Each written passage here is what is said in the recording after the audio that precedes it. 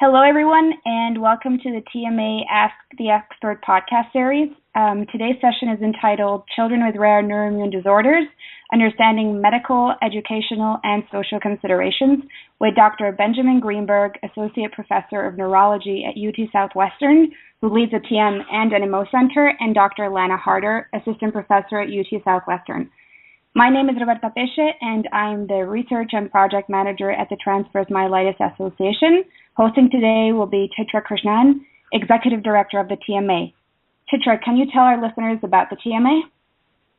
Sure. Thank you, Roberta. The TMA is a nonprofit. We support and advocate for people with rare neuroimmune diseases. These diseases include transverse myelitis, acute disseminated encephalomyelitis, NMO, or neuromyelitis optica, and optic neuritis. We support research and education programs to increase awareness, to improve our understanding of these diseases, with the goal to develop novel therapies to help individuals living with these illnesses. Thank you, Chitra. A few housekeeping pieces before we get started. This podcast is being recorded and will be made available on the TMA website at myelitis.org. During the call, if you have any additional questions, please send them to us via our Facebook page at facebook.com/myelitis. Great. Thank you, Roberta. Thank you, Dr. Greenberg and Dr. Harder, for giving us your time and sharing your experience with our community. We've received several questions. Thank you to our community for sending them in. We will do our best to address these questions focused on pediatric neuroimmune diseases with a specific emphasis on educational, cognitive, and social considerations. To start us off, Dr. Greenberg, would you give us a quick overview on how these diseases differ in kids than adults? And in your experience, what are some of the significant challenges parents should be aware of? Absolutely. First, let me say thank you, Chitra, to yourself and Roberta and the TMA for sponsoring this, and Dr. Harder for giving her time. I think these podcasts are a wonderful way to exchange information. Your question is a good one relative to the differences between children and adults with these diseases. And in a broad level, we know that there are different distributions of these conditions among kids and adults, but one of the unique challenges for children affected by transverse myelitis, neuromyelitis optica, or ADEM, is just the stage of their life, both biologically and socially, that they are in as we develop as human beings. Our childhood and adolescence are critically important for the development of our personalities, our notions of self and others, our social interactions, and our physical development, how we learn everything from walking to moving to vision and interpreting the world. So interfering with that development through damage changes the trajectory of things, and we have to pay attention to the impact physically, emotionally, as well as socially. We run into issues with siblings and families and schools, things that we just don't deal with on the adult side.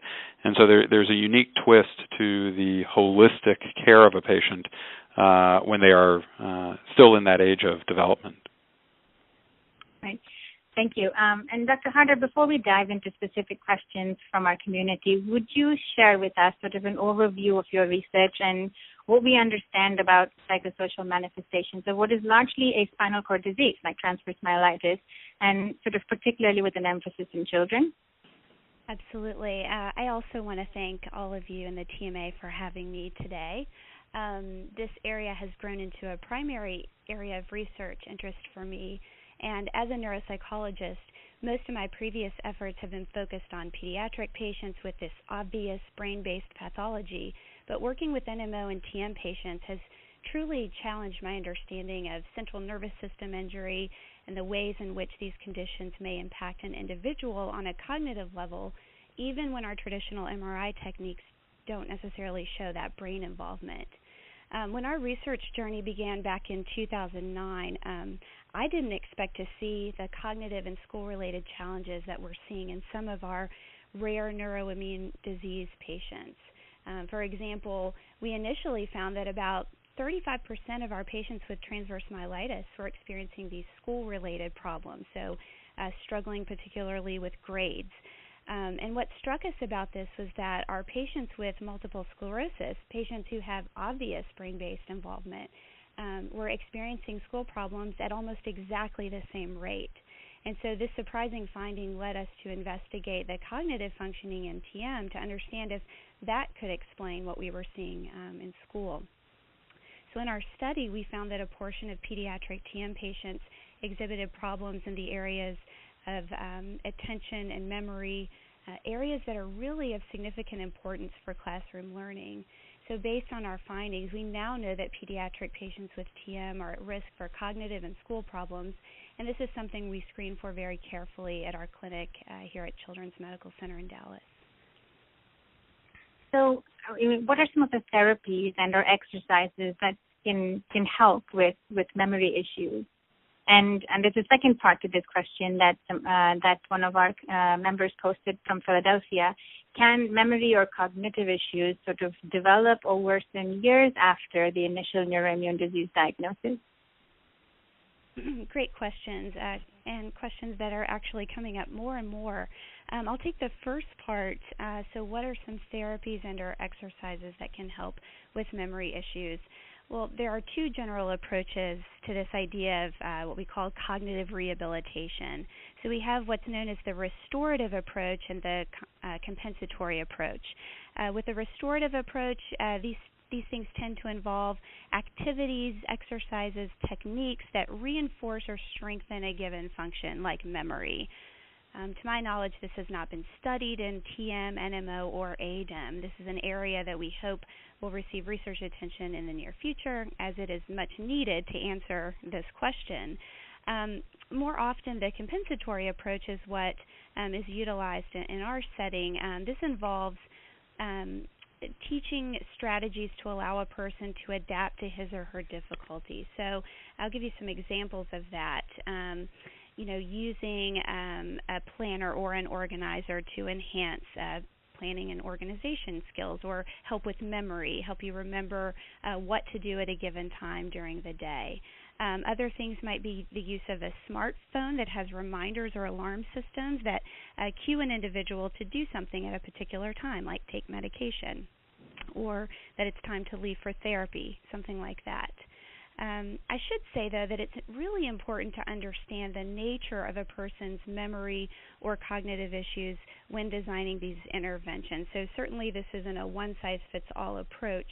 But one way that we do this is through neuropsychological evaluation. This allows us to better understand an individual and his or her specific strengths and weaknesses. With this knowledge in mind, we can use that information to determine what interventions are appropriate for that person.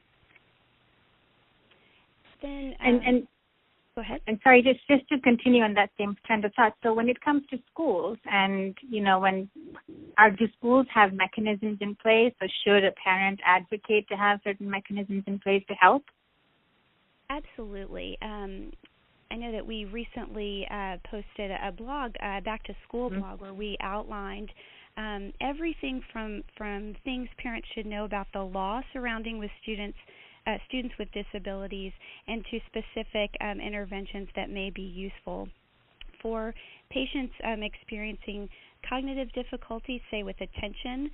Sometimes it can make a big difference to allow that person to sit near the front of the classroom to block out distractions. Oftentimes, these students would benefit from extended time when taking exams or completing assignments, to altering their classroom schedule so that they can be most alert, say, at the beginning of the day, and they could stack the core academic courses at that time. So there are a number of different strategies that can be provided in a school setting, and I really encourage the parents of children who are showing some of these school-related difficulties to speak with their schools and their administrators about how to go about setting up these types of services. Great, thank you. And second part of the question was to remind you about, can these symptoms develop or worsen years after the initial diagnosis? Yes, and this is a great question. So what do we expect in terms of the evolution? What does this picture look like over time? And at this point, we're still learning what to expect over time. So fortunately, our longitudinal study of cognition in rare neuroimmune diseases is underway. So, with that information, we're going to be able to start to answer these questions. But I will make a few points that I think are important to consider. Dr. Greenberg alluded to this earlier. Working with young individuals, we always want to consider the age and developmental stage of the child at the time that the onset of the disease occurred. So thinking about how did the disease onset, how will that affect developmental trajectories or cognitive trajectories going forward.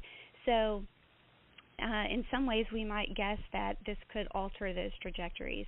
If a child is young at the time of an injury or insult, sometimes we see that individual might, what we call, grow into the difficulties. In other words, in kindergarten or early elementary school, the child may be able to function just fine, much like their other peers in the areas of learning and so on. However, as school demands increase over time, we may start to see more difficulties emerge. And a good example of that might be the student who is entering middle school or high school. This is a time when students are expected to be more organized and self-directed, and it can be at those points that we start to see significant struggling. When we complete these serial neuropsychological evaluations, we're able to monitor cognition over time and really determine if a person is making progress relative to themselves, say, looking at baseline testing compared to testing a year or two later. And also we can determine if they're performing according to these age-related expectations that we're talking about. Each person is different, so again, that evaluation is really highly recommended to monitor that functioning over time. Great, thank you. In talking about worsening after initial neuroimmune diagnosis, this is a question for you, Dr. Greenberg. The reader writes, I am 14 and have had recurring TM since I was 7 years old. Each time it seems to be getting more intense. Is there anything other than immunosuppressants that would help me to not have another relapse? Is there anything that is being developed? Sure. This is an important question and brings up a couple things. First, around diagnosis. So whenever we have somebody who's had transverse myelitis and then has recurring symptoms over time, we always have to make sure that they're having new relapses versus what are called pseudo-exacerbations. So once there's been damage to the spinal cord, patients can re-experience symptoms over and over and over again without new inflammation being present. And so often we will do MRIs or even spinal taps to look for evidence of new inflammation. If indeed somebody is having recurrent inflammatory events and not just the return of symptoms, then there are a couple mechanisms that people can use to prevent future attacks. So one of them is immunosuppression, and there's a variety of ways to do that, a lot of different medications. The choice of medication, however, is based on the feeling about underlying conditions. Sometimes people have recurrent transverse myelitis because of a disease called neuromyelitis optica. Sometimes it's because of a disease called Sjogren's, and depending on what diagnosis is made would dictate what drug to use. A additional way, not taking the place of immunosuppression, but an additional way to try and reduce the risk of recurrent autoimmune attacks is to aggressively follow one's vitamin D levels, D as in David. And there is some literature that suggests patients with low vitamin D levels have a higher risk of recurrent transverse myelitis. So having your vitamin D level checked by your physician and a determination made on supplementation is a worthwhile thing to do. It's worth noting that the vitamin D we use to supplement is specifically vitamin D3. We think it has a much better effect than vitamin D2. And finally, it's worth noting that there are some patients, very rarely, but some, who get diagnosed with transverse myelitis or recurrent transverse myelitis who indeed actually have a different condition. The most common example of a misdiagnosis in this situation would be in a patient who actually has a blood flow problem of the spinal cord, something called an arteriovenous malformation or dural AV fistula, which is an abnormal connection between arteries and veins around the cord leading to blood flow problems. The presentation, the MRI, can all look just like transverse myelitis, but instead of it being an autoimmune attack, it's a blood flow issue, and often patients can have these events recurrent over time. It's very important that clinicians look carefully at MRIs and carefully at a patient and their history and their presentation to determine, is there a need to look for an alternate diagnosis other than transverse myelitis? So first things first, make sure the diagnosis is correct. If it is recurrent myelitis, inflammation, using a combination of immunosuppression and things like vitamin D can be quite helpful. And, on a similar vein, question continues from Norway, talking about rehabilitation. Is there a separate sort of rehabilitation paradigm for children versus adults, and also in terms of stem cell research? Okay, so two questions there. One, welcome to our listeners from Norway. It's great to have an international presence on these calls. The rehabilitation paradigm for transverse myelitis in kids is very similar to adults, with some distinct differences depending on the age of the child. So the similarities. We at our center are big believers in this notion of activity-based rehabilitation therapy. So it's not as useful to lift weights and push weights with your legs if you want to learn to walk again, as it is to walk with guidance, and whether it be bracing, whether it be electrical stimulation, work that brings back the normal mechanics of walking. Now, for children, often we have to get a little creative, especially with our younger kids, on how do we get our patients to engage in therapy. Frankly, it's hard enough to get adults to engage in therapy. It takes a huge commitment and a lot of willpower and a lot of dedication, with all of the unique social aspects of childhood. Needing to go to school, needing to lead a normal life with peers and go out and relax and enjoy the world at that age. We have to find a way to integrate a rigorous daily physical therapy regimen. So a lot of what we do circles around trying to find those places to integrate. Can there be sports that can be used for therapy? We highly recommend swimming. We have one of our patients who's part of a swim team and combines his after-school curricular activities with part of his rehabilitation, which is great. But finding ways to engage our pediatric patients in the rehabilitation is important. And for the really young kids, trying to turn as much of this into games as possible so that they are enjoying therapy and not dreading it is important, because it's a long-term, potentially lifelong commitment to daily activity. The second part of the question was about stem cell research. And stem cell research continues to progress, and I will caution everybody on the call to start tracking stem cell research in two different ways. So the traditional way of thinking about stem cell research is a person who has had damage comes in, I inject or administer stem cells to them, and those cells repair damage. That's one model of restoration of function, repairing damage. The second model, which is further along than the first, is to administer medications to patients that activate their own native stem cells to go in and cause repair. That research for diseases that affect the myelin sheath, the insulation around neurons in the brain and spinal cord, that research is made it to the point of clinical trials. Now, these trials with two different medications are happening in humans currently who have been diagnosed with multiple sclerosis. But there are talks underway with the companies and with others to transition these trials into transverse myelitis. So there may be a day, hopefully in the not-too-distant future, where there'll be trials to administer drugs to turn on a patient's own stem cells to repair.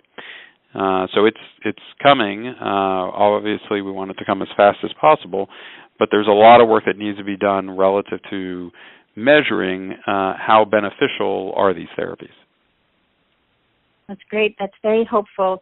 And there were a couple of questions from England and Scotland. Both were related to the use of Botox. One was related to the use of Botox to help with spasms, and the other was related to bladder control. Do you have experience having administered Botox, and would you be able to share what your success rates have been and any other treatments you recommend?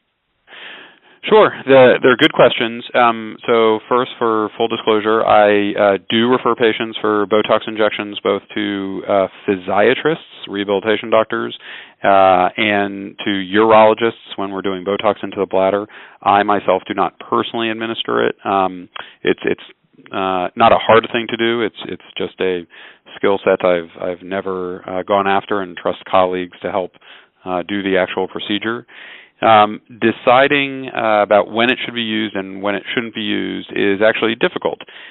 It's completely an art form. Two different injectors can get two very different responses. On the side of helping with spasms, in general, we tend not to use it for episodic spasms. Rather, we use it for fixed increased tone in a muscle group that we want to loosen up. So if somebody is doing well but they have a tight calf muscle or a tight thigh, we may inject there to loosen up that muscle group to allow for better interactions with physical therapy. If somebody is episodically having a spasm of the muscle, it tends not to be our first choice. There are instances where that's not the case. But when we're using it for muscle tone, our success rate is pretty good, but that is measured over multiple attempts at injection over time. So just because a first injection doesn't give us the desired results doesn't mean the next won't. And so it's about finding which muscle group to inject to get the desired result. Relative to the bladder, we've had a lot of good success. For patients who have a neurogenic bladder where they're constantly having urgency to go, needing to empty their bladder on a frequent basis or catheterize on a frequent basis, or having episodes of incontinence because of bladder spasm, Botox injections in the bladder can be quite helpful, and we have a good success rate. But we warn all of our patients that there is a potential for a period of time for someone to have an inability to empty their bladder. The bladder gets so loose and weak that patients have to use a catheter. It doesn't happen all the time, but we warn all of our patients to be prepared for the need of weeks or even a few months of catheterizing after a Botox injection to the bladder in case the bladder gets too loose. When it's dosed correctly, which is an art form and trial and error, we've had a lot of success with Botox in the bladder controlling bladder spasms. That's very helpful. And switching gears and sort of going between medical symptomatic issues that people have posed as questions and between cognitive depression and other social considerations that people have also asked about. So this one's for you, Dr. Harder. This was a question from New Hampshire. It says, my son was diagnosed with TM 12 years ago and suffers from depression. I'm looking for support groups or phone support in the New England, New Hampshire area. He's now 19, and regular counseling has not helped. Would you be able to share for our listeners about the role of depression in these rare neuroimmune diseases and sort of mechanisms that you have experience with in treating patients? Yes, absolutely. This question does come up a bit as well. So we know that depression is an area that could impact quality of life, cognitive functioning, lots of different areas. So as part of the evaluation process, we're looking very carefully at multiple areas of functioning, and mood is one of those. In the area of TM and depression, our research is really in its infancy. We are finding that patients with TM may be at slightly greater risk for the development of depression when compared to same-age peers. So this is an area that we're hoping to learn more about over time. We know that there are different types of treatment modalities to address depression. And like I've said a couple of times by now, each person is really different. So we want to address the symptoms as they come up. And so for a 19-year-old with transverse myelitis and depression, we want to look at ways to support that individual. So support groups absolutely can be very helpful, connecting with another group of people that might be experiencing some of the same challenges, whether it be specifically related to TM or depression itself or a spinal cord injury.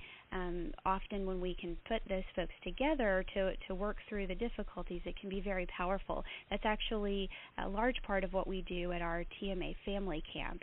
And I believe that has a powerful impact on the children and families who attend. So yes, support groups can be very helpful, and because TM is so rare, it's probably unlikely that there would be a support group specifically geared for individuals with a specific medical condition. But again, it may be worth looking for groups focused on young adults who are facing depression, or support groups for broader groups of patients with spinal cord injuries. Also, if this individual happens to be a student, there are often resources that may be available on campus through a counseling and mental health center. So those are some ideas there. I do want to address the point about individual counseling. I would say that when considering this as a treatment modality, it's extremely important to consider the patient's openness to this process, as well as the patient-therapist fit. So it's really crucial that a therapist and patient have this open and collaborative relationship that promotes the therapeutic process, allowing the patient to have a safe and confidential place to discuss concerns. Sometimes finding the right therapist is actually a large key to success in this area, so that's something to consider. And then finally, while individual or group therapy may be adequate to treat some individuals with depression, for others, this treatment modality is not sufficient. And in this case, medication may be beneficial. So I just wanted to note that, for some, and often in more severe cases, medication can alleviate symptoms enough to allow the individual to engage in therapy or other activities that might improve mood, like social activities, exercise, things like that. So consultation with a physician would be the most important first step toward determining if a trial of medication might be appropriate. And, along the same lines, when you're talking about sort of being in a support group, say, for example, with spinal cord injury patients or other young adolescent groups who may not, share the same disease mechanism as transverse myelitis, but, their depression is a different process, say, for example. Do you think that difference could in any way discourage people or be helpful or not helpful? That's a really good question, and of course, there is no research that gives us this answer. We always start with the research when we try to anticipate an answer to a question like this. So I really do, again, emphasize individual differences, and for someone like this 19-year-old, that it may be worth trying those things out to see. I mean, one of the usual goals for a group like that would be to identify coping strategies, identify tools that are helpful. And within a group setting, it's wonderful because individuals offer ideas about what has worked for them, and so it's a time that they can learn from one another. And of course, the point that you make, I mean, these individuals may be quite different in the types of things that they're working to address or to cope with, but it would be those coping tools that I think would be of value to the individual participants, even if the problem isn't the same. Oh, that's very helpful. Thank you. And Dr. Greenberg, what about medicines or medications that will help with chronic fatigue from these diseases? Can you share more about managing fatigue and the side effects of using medications that cause fatigue? Sure. Fatigue is a common complaint in our clinics among TM patients, both children and adults, and we often find that it's mediated by a lot of different factors. And so the first thing to recognize is fatigue as a symptom usually doesn't come from just a singular cause. In our transverse myelitis patients, it may be a manifestation of the fact that they expend more energy with every step they take. If you have to think about walking from point A to point B and think about your mechanics and balance, it takes more energy to achieve that goal. So a lot of our patients will be fatigued early in the day because of the expending of energy. And so when that's the case, this is where physical therapy comes in. If we can adopt strategies or devices to make walking easier, people have more energy. The best example of this are patients who have a mild foot drop that they can compensate for so they don't want to wear a brace, an ankle brace, to keep their toes up. And because they don't like it, either because of the way it looks or feels or a variety of things. And we work hard to get something that is under clothes, not obvious, and fits in shoes. But the reason we stress its importance is because if we can make that single step easier, you will have more energy later in the day. The next area where we see issues with fatigue or contributions to fatigue are relative to sleep issues, especially among our adolescents and our teenagers who notoriously just normal adolescents have different sleep patterns. We all remember staying up later and burning the candle at both ends. The impact, however, of a lack of sleep catches up to our TM patients faster than the average adolescent or teenager. And so we spend a lot of time focusing on sleep cycles and making sure people are getting complete normal sleep patterns, because this is a big way to help battle fatigue. And then we look at, thirdly, lifestyle. Exercise can help reduce fatigue. It sounds strange because it takes energy, but over the course of life, a regular exercise routine is a great way to battle fatigue. And then diet plays a big role. And most of us, at least in America, and definitely our teenagers, don't always have the healthiest diets. There's a lot of fast food or processed foods or foods high in sugars that lead to short-term energy help but long-term energy depletion. And so we really push for people to try and focus on what they're eating, because it can make a big difference in how they feel and how much fatigue they do or don't have. And then finally, and you asked it in your question, the role of medications. It is extremely common for the medications we use to treat symptoms in transverse myelitis to lead to side effects such as fatigue. Pretty much all of the medicines we use to manage spasticity can have a side effect of fatigue. Some antidepressants can have a side effect of fatigue. And so we monitor very carefully and have to make calculated decisions on those risk-benefit situations. There may be a drug, like baclofen, for example, that helps loosen muscles up, but give our kids fatigue. And we have to decide what's the lowest dose we can get away with, and are there ways to manage the fatigue and yet maintain the benefit of the medication. Sometimes we have to find alternate ways to manage spasticity, like Botox, in order to avoid the side effect of fatigue. And these are reasonable decisions that can be discussed and made with treating physicians.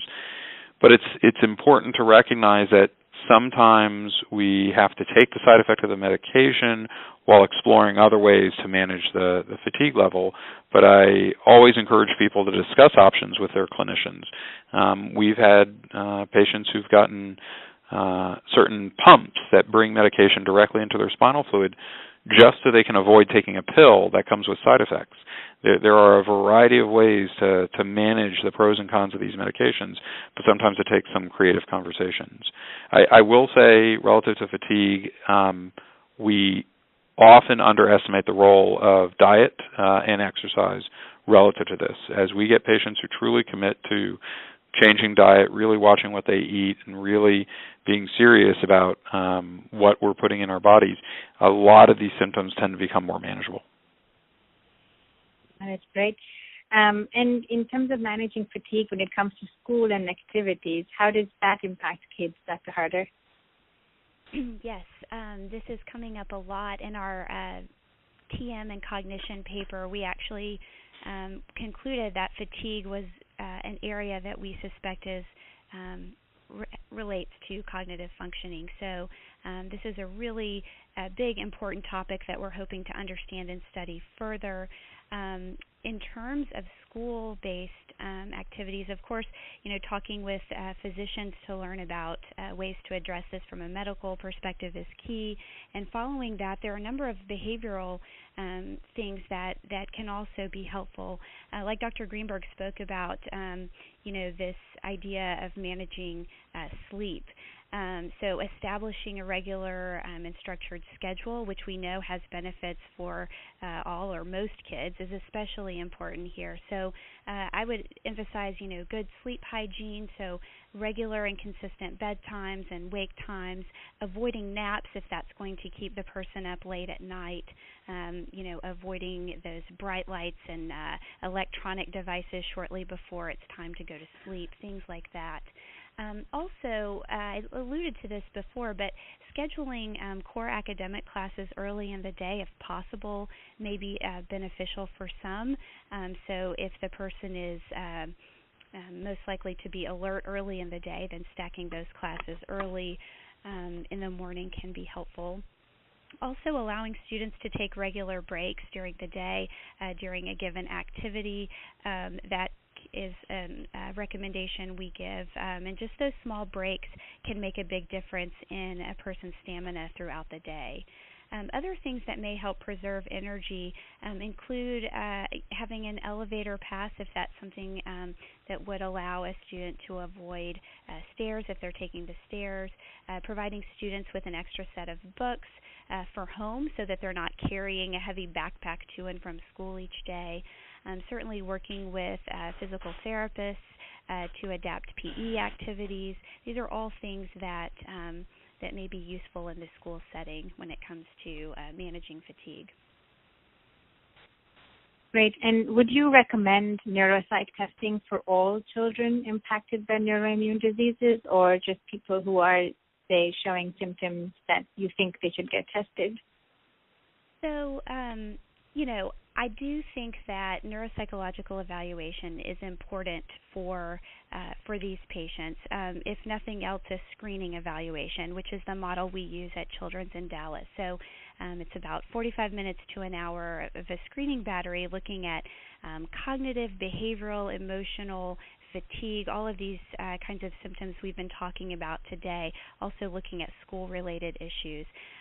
That's not always going to be a possibility, which I understand. So I would say that for individuals who, parents especially, suspecting cognitive issues or noticing school-related declines, poor grades, things like that, I would say it is worth a discussion with your physician to determine if a neuropsychological assessment is warranted. And I think that now we have enough information to really support that idea for these patients.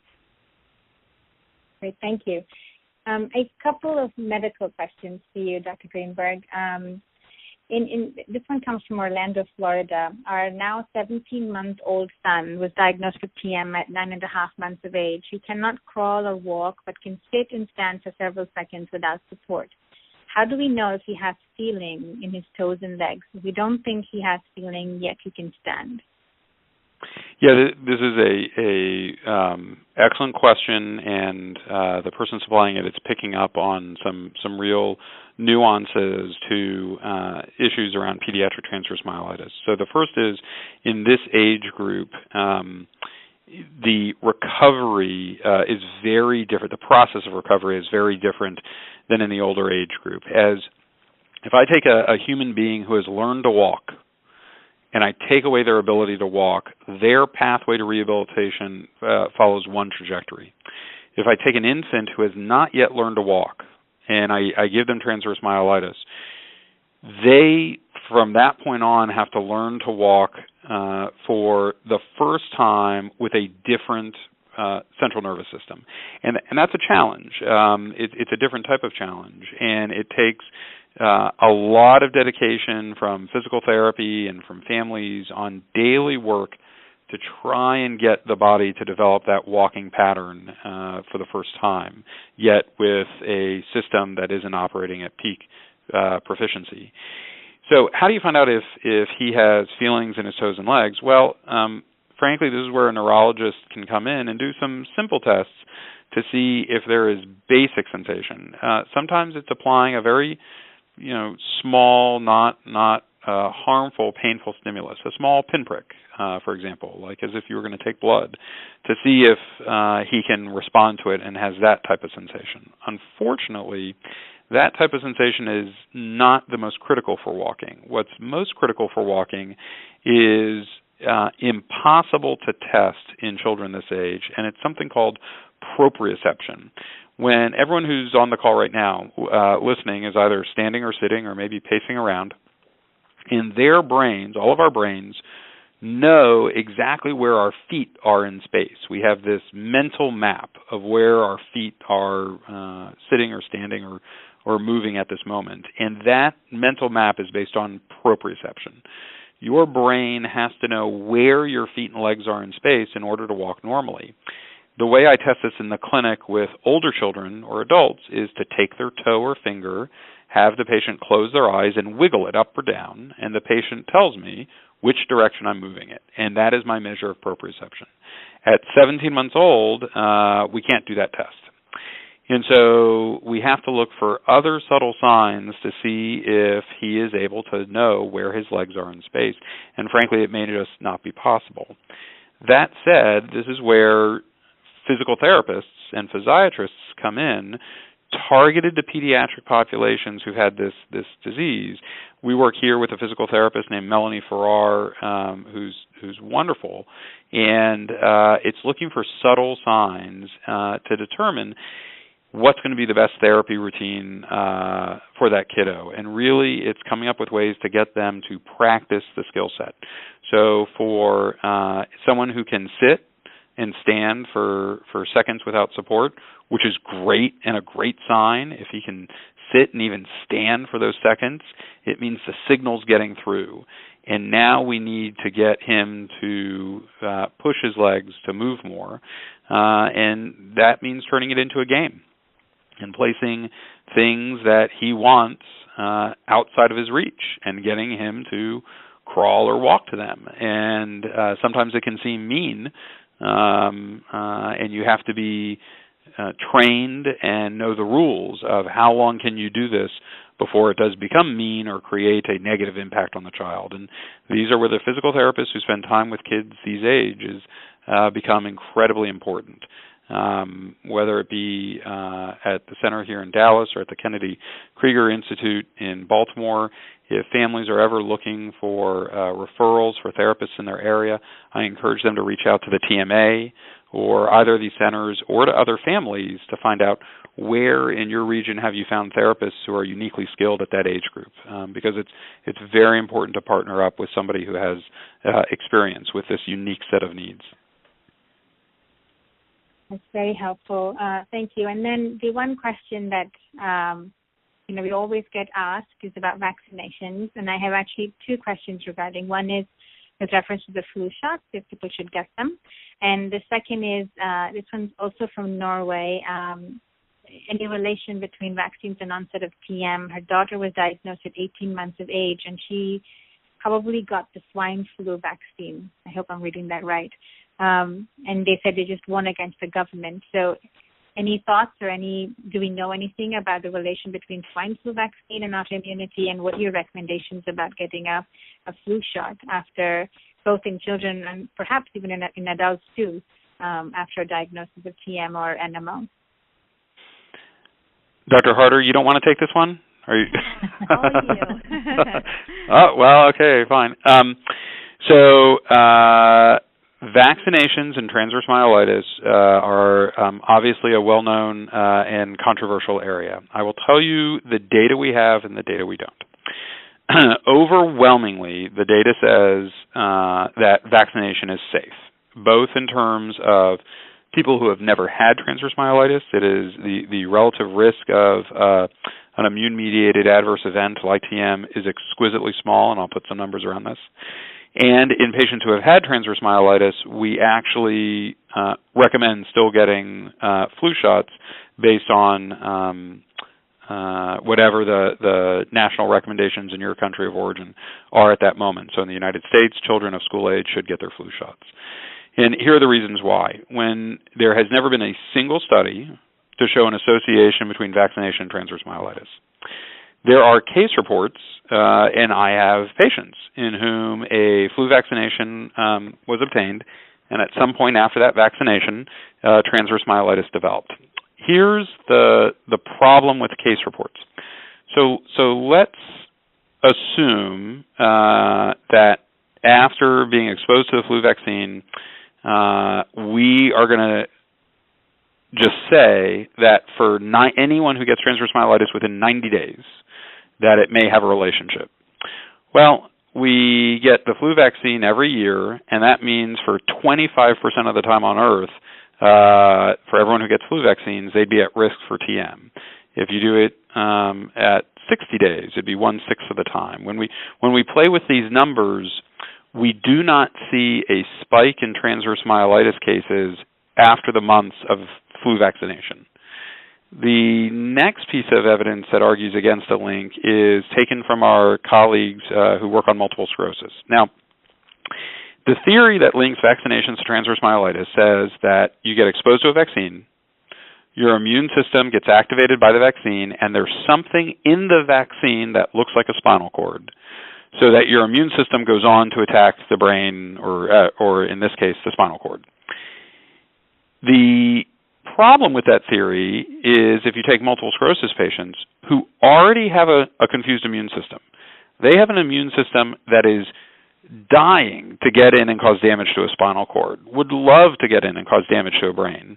When we looked at tens of thousands of patients, or over 10,000 patients, I should say, of MS patients who had gotten the flu vaccine versus not, there was no difference in relapse rates after the flu vaccine. Did people have a relapse of MS after a flu vaccine? Absolutely. During the same period of time, unvaccinated, did an equal number of people have relapses? Absolutely. So it was just by chance that the relapse happened in the days or weeks or months following the flu vaccine. And if there isn't data to say that this group of patients who have an immune system that would love to cause damage can't be activated by the flu vaccine, it makes it harder to believe that idiopathic or one-time only transverse myelitis is linked. Now, that said, do I believe that there's ever been a case where a vaccine has played a role in an episode of transverse myelitis? I'm sure there may be. It's just an incredibly hard thing to prove. And at a practical level, the safety is so overwhelming, we recommend getting the vaccine. And we do it for a very simple reason. After transverse myelitis, or even without it, in both kids and adults, the effect of actual influenza is far greater than the risk of the vaccine. And so the adults and children who die every year of flu, for which there are tens of thousands of people around the world who die of flu every year, the virus itself is way riskier than the vaccination. So purely on a mathematical basis, it is safer and more prudent to get the vaccine than to risk an exposure to the actual influenza virus.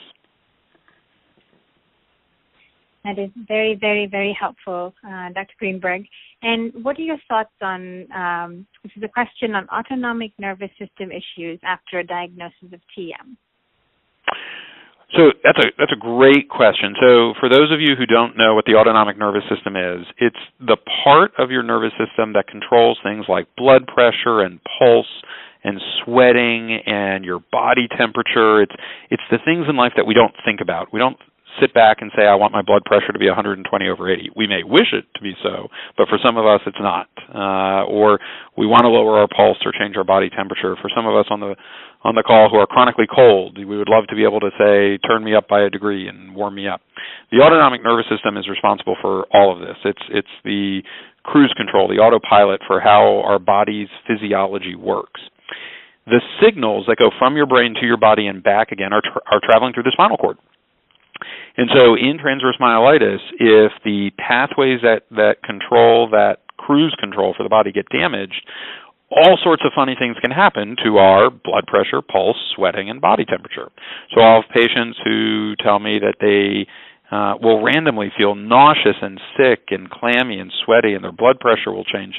And they're trying to figure out why, and it turns out that they're constipated. And instead of their brain just feeling abdominal discomfort, it triggers a whole set of changes in their autonomic nervous system, or they have a urinary tract infection, or they got a cut on their foot, but because they couldn't feel their foot, they didn't have normal pain, but their body picked up on it, and set off a cascade of changes in their autonomic nervous system. And so we know that there are changes in how the autonomic nervous system responds to normal stimulations in patients with TM, and it's really important, especially for patients who have had changes in their spinal cord above the mid-thoracic level, so the top half of the spinal cord.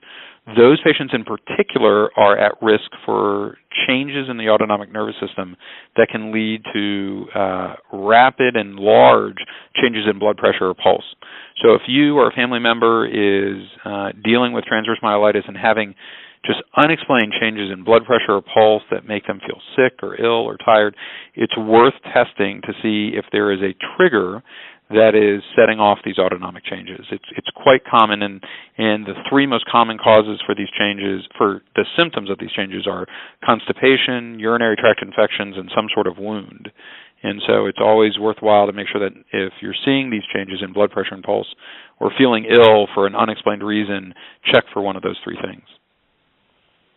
Okay, thank you. We have, I want to be cognizant of time, but we have two questions on Facebook. One is about B12 deficiency in TM and methylated versus cyanocobalamin. And the second question is, has there been any advancement in treatment for pain or management of pain? So first was about B12 and transverse myelitis. So we do not, so a B12 deficiency, as far as we know, does not lead to transverse myelitis. We know that there is a condition with B12 deficiency called combined subacute degeneration, which is a condition that can affect the spinal cord and peripheral nerves, can lead to spinal cord damage, but the damage looks somewhat different than transverse myelitis. We know that B12 is an incredibly important building block for the body's myelin production and keeping a healthy spinal cord. So the only link between B12 and transverse myelitis that I'm aware of is if you have transverse myelitis, if you are also B12 deficient, then it can make it harder for your body to repair in theory, or it may even make the injury worse, but the B12 deficiency does not cause the transverse myelitis. And I should stress that those comments about recovery and repair and damage in the setting of B12 deficiency is theory and has never been proven prospectively. The difference between methylcobalamin and cyanocobalamin B12 is unclear. So there are some practitioners, some physicians who feel that the version of B12 called methyl B12 or methylcobalamin is more bioavailable, that once you absorb it, it's ready to go, whereas cyanocobalamin has to be converted in your body. And there's a lot of hype on the internet that this conversion leads to a small amount of cyanide in your body. That is pure hype in terms of that being a health harm. We've seen in long-term studies of large doses of cyanocobalamin no health effects or issues with cyanide poisoning or anything along those lines. And so I don't think people need to rush out and get the methylcobalamin. When we follow B12 levels, both of them get absorbed and can bump a person's B12 level to an appropriate amount. And so either one, I think, is perfectly fine to take. I don't know of any studies saying that there's a unique harm to the cyanocobalamin. And then the next question you had was about pain control. Right, pain management. Pain management. Pain is a ongoing challenge in transverse myelitis because there are lots of different types of pain, and it takes a true holistic approach to management. Pain has an impact on people's outlook. Pain has an impact on cognition. Pain has an impact on fatigue, depression, and especially in our pediatric patients, can develop feedback loops with social situations or stressful situations. And so we don't just approach pain control from medication. we try a variety of things. Some pains should be worked out with physical therapists. Some pains are not neuropathic but are orthopedic in nature and need a very different approach. Some pain responds very well to acupuncture, a non-medicinal way to try and get pain control. When patients and families make the commitment to work with psychologists, specialized psychologists in chronic pain management, we often see dramatic gains in pain control with less medication. And so we really do encourage a holistic approach to the pain control, not just a prescription.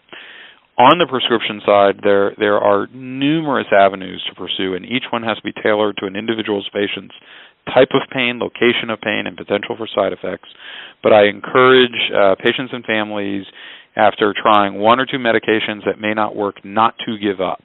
The list is very long, and it takes trial and error, and this is where you need a very good working relationship with your healthcare provider on setting goals and expectations, doing a trial of an intervention, whether it be a medicine or something else, assessing if it worked, and then making a change if it didn't. If you get to a point where you've tried one or two things and your healthcare practitioner says there's nothing else I can do, then that's a problem, and you need to seek out advice from other sources. The only reason I say that is because the number of options are so large. It is extremely rare for us to say we're out of options. So I encourage people to really stay committed to trying to find a practitioner you can work with to go through the trials to find something that works. But don't give up on the non-medicinal ways to control pain. Excellent. I am so grateful to both of you for having spent the last 55 minutes answering these questions from our community. Really, really grateful. Are there any sort of closing thoughts that that either you, Dr. Greenberg, or Dr. Harder have to share with our community? I want Dr. Harder to have the last word, so I'm just going to say one quick thing, that the notion of this podcast was about looking at the unique issues that our pediatric patients face. And the one thing I'd like to stress is, especially when it comes to our pediatric patients, all of these issues feed into each other.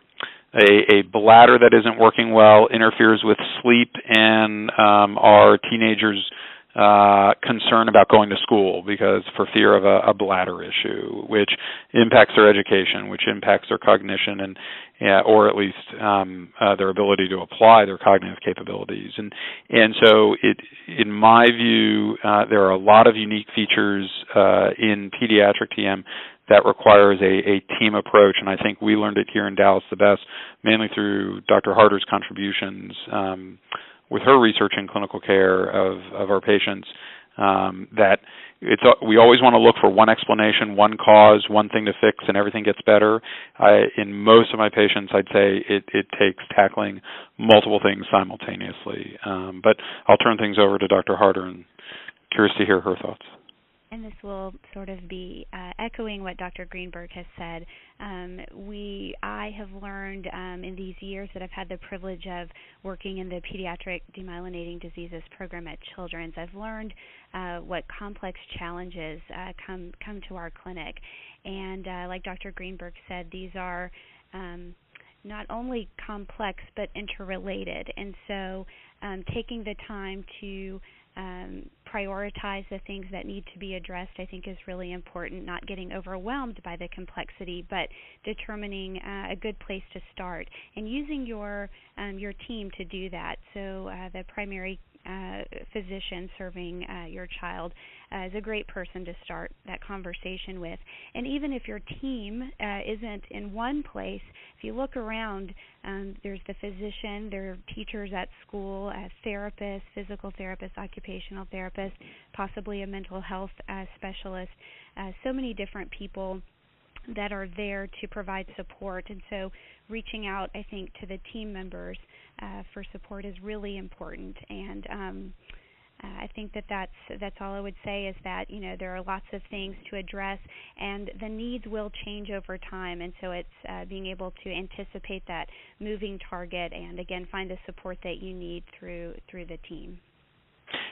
And if I can say, I think that's such a good point, Lana, that the TMA and the families around you, if you're If you are a pediatric patient with TM listening to this, or you're a mother or father or sibling of one, your community, which the TMA helps try to build an infrastructure for communication, is one of the most valuable resources you have. Both the TMA organization and the members of it. We at our center have learned so much. We have learned more from you than I think you have learned from us. And so taking advantage of that community and really trying to troubleshoot together and inform us about what works and what doesn't is an incredibly important part of this process. Thank you. Thank you both incredibly for this very enlightening and thoughtful conversation. We really appreciate it. We will make this podcast, which has been recorded, available on our website, and we are also going to try and provide a transcript of the podcast so our non-native speakers of English are also able to follow and learn from this podcast. Thank you again very, very much. Thank you. Thank you. Bye-bye.